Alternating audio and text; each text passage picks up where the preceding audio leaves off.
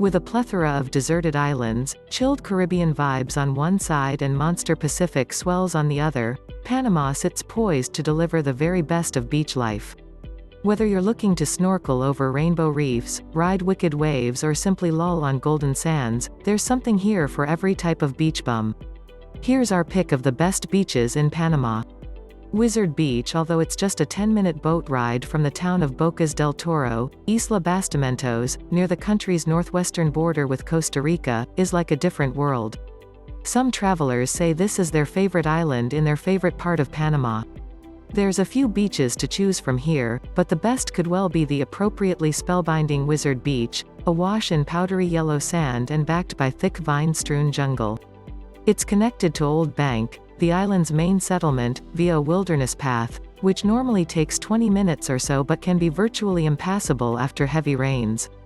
Playa Las Lajas, one of the longest beaches in Panama, 12 km long palm-fringed Playa Las Lajas, on the country's southwestern coast, seems to stretch forever.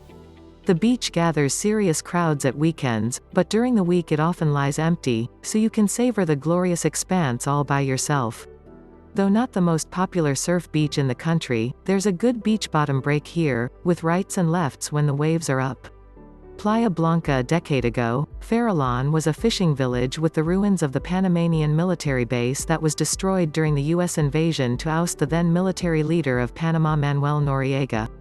However, resort fever has recast it, and today the entire stretch of Playa Blanca is one of the hottest, and most beautiful, beach destinations in Panama. Visitors are urged to go beyond the resorts. Much of the original village charm is still here if you wander a little from the shoreline. Isla Grande palm trees and white sand beaches form the backdrop to this lovely little island, just 15 kilometers from Portobelo on the country's northern coast. A popular getaway for folk fleeing the urban grind of Panama City, which is less than 2 hours away by car, Isla Grande is an ideal setting for snorkeling, scuba diving or simply soaking up the island's relaxed vibe. There are no roads, just a footpath along the island's southern coast, backed by pastel-colored cottages. Playa Fondeadero. In search of solitude? You are likely to find it at aptly named Playa Muerto, Dead Beach. This coastal settlement on the country's southeastern shoreline requires a long, uncomfortable boat ride or arduous 2-day trek through the jungle from Sambu to get to. The reward? Up-close views of a genuine Embera community, an indigenous people of Panama and Colombia, and a host of unspeakably beautiful and unspoiled beaches. Chief among them is Playa Fondeadero, Anchorage Beach. It's located just south of Playa Muerto's main beach, and is a great spot to swim.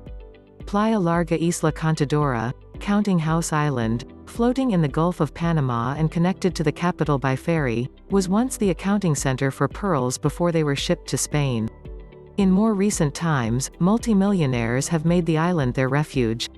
However, a government crackdown on tax evasion embittered the previously sweet deal, and now you'll see many mansions on the island standing vacant. One thing that has never changed throughout the island's history, however, are the beautiful beaches. Playa Larga, Long Beach, occupies the longest stretch of sand on the island. The only eyesores are a beached ferry and an abandoned hotel behind it. Over the hill to the south and accessible via a well-worn path is Playa de las Suecas, Swedish Women's Beach, where you can sunbathe in the Buff. It's Panama's only legal naturist beach.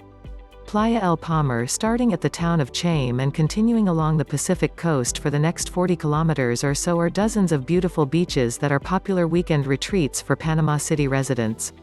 The lovely, white sand beach of Playa El Palmar lies 14 kilometers southwest of Playa Coronado, near the village of San Carlos.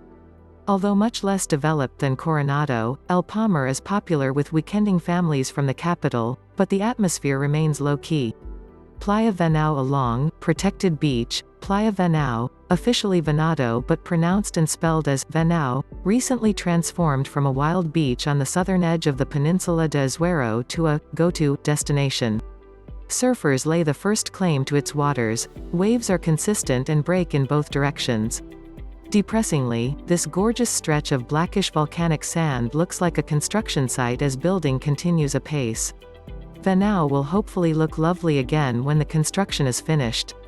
surf schools, keen to help newbies with their first wobbly rides, are plentiful here.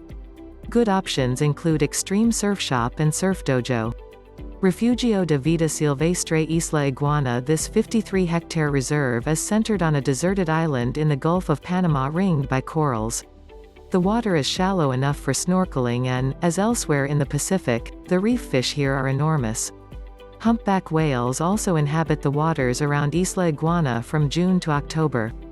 You can get here by boat, $70 United States, in 40 minutes from Playa El Arenal, a beach 3 kilometers northeast of Pedasas gas station.